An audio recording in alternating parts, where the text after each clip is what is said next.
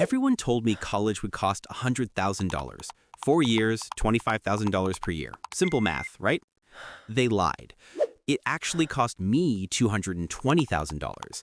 And if you don't know where that extra $120,000 comes from, you're either about to make the same mistake I did, or you already have and you just don't realize it yet. See, when colleges show you that nice, neat tuition number, they're only telling you half the story. They're showing you what you'll pay them. What they don't show you is what you'll lose by being there. And that difference, that's what's quietly destroying the finances of an entire generation. I spent the last month reverse engineering the actual cost of college, running the numbers that admissions offices don't want you to see. And what I found is going to completely change how you think about the biggest financial decision of your life. My name is Liam, and I spend way too much time thinking about whether the biggest financial decisions we make in our lives are actually worth it. If you're someone who's trying to figure out if college makes sense, or you're already in college wondering if you made the right call, or hell, if you're in your 20s paying off student loans and finally want to understand what actually happened to your money, make sure to hit that subscribe button and give this video a thumbs up if this helps you out. Because here's the thing, that $100,000 tuition number, that's just what colleges want you to focus on. It's like a car dealership showing you the sticker price but not mentioning the interest, the insurance, the maintenance, and the fact that it loses half its value the second you drive it off the lot. Except with college, what you're losing is something way more valuable than car value. You're losing time, 4 years of earning potential, and nobody, not your guidance counselor, not your parents, not the smiling people in the admissions office, nobody's adding that to the price tag. So today, I'm going to show you the only 3 formulas you actually need to know to figure out the true cost of college and whether it's worth it for you, not some generic college graduates earn more statistic that ignores all context, your specific situation with your major and your debt.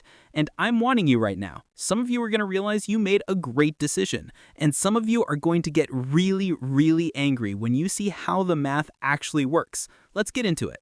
Okay, so the first formula is the most important one, and it's shockingly simple. It's called the break-even timeline, and here's what it tells you. How many years after graduation will it take for your increased earnings to make up for what you spent on college? Here's the formula. Break-even years equals total college cost plus 4 years of lost income divided by annual salary increase from the degree. Let me break this down with a real example because this is where it gets interesting. Let's say you're considering a state school that costs $25,000 per year. $25,000 per year times 4 years equals $100,000. That's $100,000 total for 4 years. Pretty typical, right? Now, while you're in school, you're not working full-time. Let's say you could have made $30,000 a year at a full-time job. $30,000 per year times 4 years equals $120,000 in lost income. That's $120,000 in lost income over 4 years. So your real cost isn't $100,000. $100,000 plus $120,000 equals $220,000 total. It's $220,000. That's what you're investing. Now, you might be thinking, wait, Liam, that seems like a lot. Yeah, it is. And most people never think about the opportunity cost of those 4 years. They only think about tuition. Okay, so you graduate with a degree. Let's say without the degree, you'd make $35,000 a year. But with the degree, you make $55,000. $55,000 minus $35,000 equals $20,000 annual increase. That's a $20,000 annual increase. So the break-even calculation is $220,000 divided by $20,000 equals 11 years. $220,000 divided by $20,000 equals 11 years. That means it'll take you until you're 33 years old just to break even on your college investment. You don't actually start winning financially until after that point. Now, here's what most people don't realize. That's actually not terrible. 11 years sounds like a long time when you're 22, but you've got 40 plus years of career ahead of you. If that $20,000 salary boost holds for 30 more years after you break even, you're looking at $600,000 in additional lifetime earnings. That's a win. But, and this is huge, that only works if you actually get the salary increase. And this is where people absolutely destroy their financial futures. The major matters more than anything else. Look, I'm going to say something that's going to upset some people, but it needs to be said. Your major determines everything. According to Georgetown University's Center on Education in the Workforce, engineering majors earn a median of $80,000 straight out of college. Computer science, $78,000. Nursing, $70,000. You know what psychology majors make? $45,000. Communications, $42,000. Fine arts, $40,000. I'm not saying those are bad degrees. I'm saying they're bad investments. There's a difference. If you're taking out $100,000 in loans to get a degree that pays $40,000, your break-even timeline isn't 11 years. It's more like 25 to 30 years. You'll be paying off those loans until you're 50. That's not an investment. That's financial handcuffs. And here's the part that frustrates me. Nobody tells you this when you're 18. Your guidance counselor says follow your passion. Your parents say just get a degree, any degree. But the math doesn't care about your passion. The math is ruthless. So formula number 1 is about figuring out your break-even point based on your major and your costs. And if that number is more than 15 years, you need to seriously reconsider. All right, formula number 2 is all about figuring out if your student loan debt is going to cripple you or not. And there's actually a really simple rule that financial advisors use. Your total student loan debt should not exceed your expected first year's salary. That's it. If you're going to make $50,000 your first year out, you shouldn't have more than $50,000 in loans, preferably less. Here's why. Student loan payments are typically about 10 to 15% of your gross income if you're on a standard repayment plan. If your loans are equal to your salary, you can manage that. If your loans are double your salary, you're drowning. Let me give you a real example that I see all the time. Someone goes to a private liberal arts school, pays $60,000 a year, takes out $240,000 in loans, graduates with a degree in sociology, and gets a job making $42,000. Their debt-to-income ratio, 5.7 to 1. That's catastrophic. Their monthly loan payment on the standard 10-year plan, about $2,750. Their monthly take-home pay after taxes, maybe $2,800. They literally cannot afford to live and pay their loans at the same time. So what happens? They go on an income-driven repayment plan, which extends their loans to 20 to 25 years, and they end up paying double or triple the original amount because of interest. That $240,000 becomes $400,000 plus over the life of the loan. Now, you might be thinking, okay, Liam, but what about scholarships and financial aid? Great question. This is exactly why you need to run these numbers before you commit to a school. If you get a full ride to a state school, your debt-to-income ratio is 0. That's amazing. Take it, even if the better private school accepted you, because prestige doesn't pay your bills. Here's what I wish someone had told me when I was younger. The name on your diploma matters way less than the number on your loan statement. Here's a quick gut check you can do right now. Take your total expected student loan debt and divide it by 100. That's roughly your monthly payment on a 10-year plan. $30,000 in loans, about $300 a month. $60,000 in loans, about $600 a month. $100,000 in loans, about $1,000 a month. Now, here's the reality check. That $1,000 a month payment, to comfortably afford that, you need to be making $75,000 plus straight out of school. How many entry-level jobs pay that? Not many. Most college grads are starting at $45,000 to $55,000.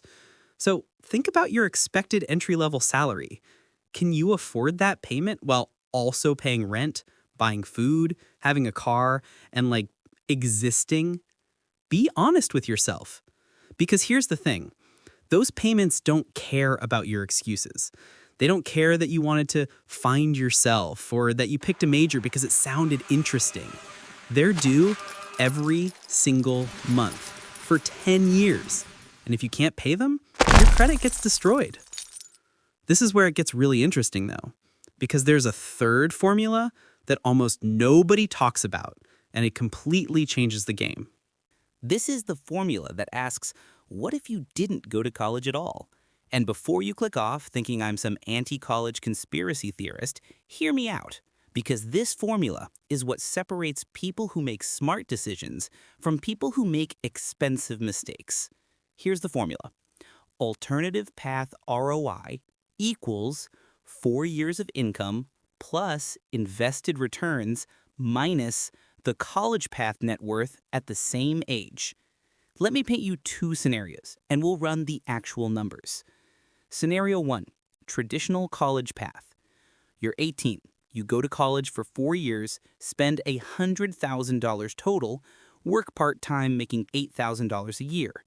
You graduate at 22 with $60,000 in debt. You paid some as you went. You get a job making $55,000.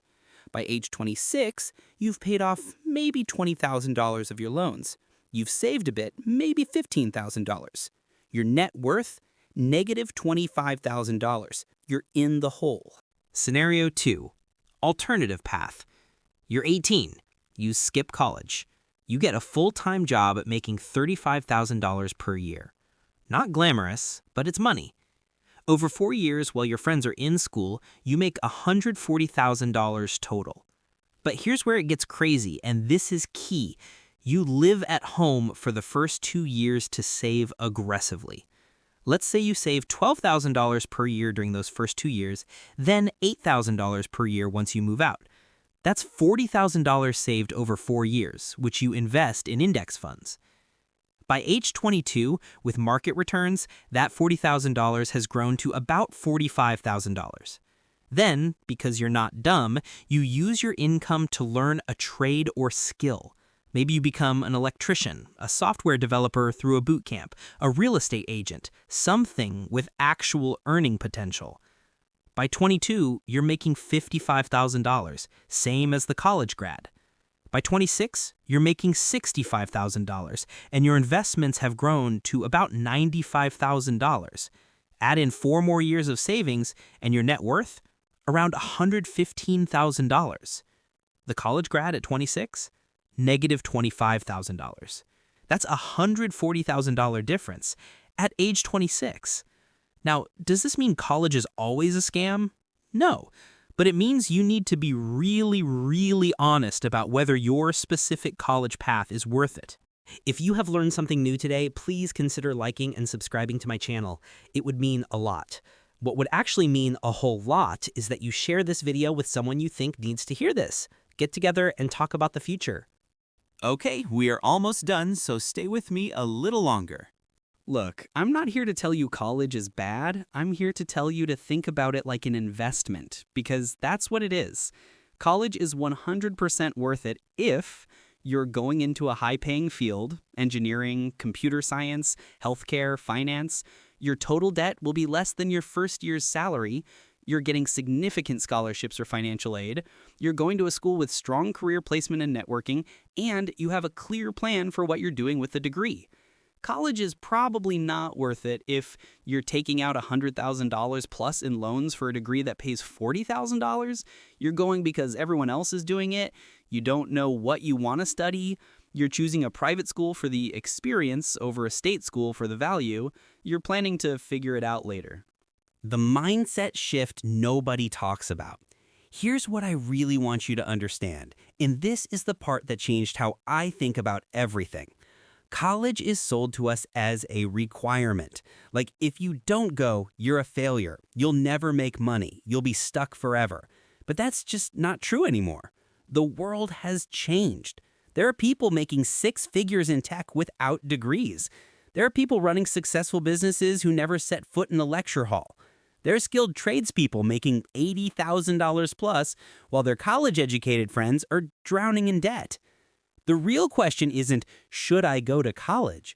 The real question is, what's the best investment I can make in my future earning potential?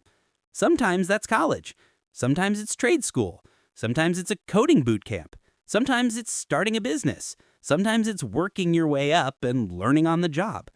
But you need to run the numbers. You need to be ruthless about the math, because this is probably the biggest financial decision you'll make in your 20s, and you can't afford to get it wrong. Okay, so here's what you're going to do. Right now, today. If you're deciding whether to go to college, calculate your break-even timeline for your intended major. Check if your expected debt-to-income ratio is under 1 to 1. Run the alternative path ROI to see if there's a better option. Be honest about whether you need a degree for your career goals. If you're already in college, make sure your major has actual earning potential. It's not too late to switch. Work part-time or during summers to minimize loans. Apply for every scholarship you can find. Consider community college for gen eds if you're at an expensive school. If you've already graduated with debt, negotiate your salary aggressively. You need to maximize that ROI. Make extra payments on high-interest loans when possible. Don't let the debt stop you from investing. Do both if you can. Consider your break-even timeline to stay motivated. Look, I know this video might have stressed you out. Maybe you realized you made an expensive mistake. Maybe you're pissed at the system. Maybe you're relieved you made the right call. But here's the thing. Knowledge is power. Now you know how to think about this. You know the formulas. You know what actually matters. And whether you go to college or not, whether you're already in debt or you're just starting out, the most important thing is that you make intentional decisions about your money, not emotional ones, not ones based on what everyone else is doing, intentional ones backed by math. Because your financial future is too important to leave up to chance. If this video helped you think differently about college, hit that like button and subscribe because I make videos like this every single week, breaking down the financial decisions that actually matter. Drop a comment and let me know. Are you team college or team alternative path? I want to hear your take. I'll see you in the next one.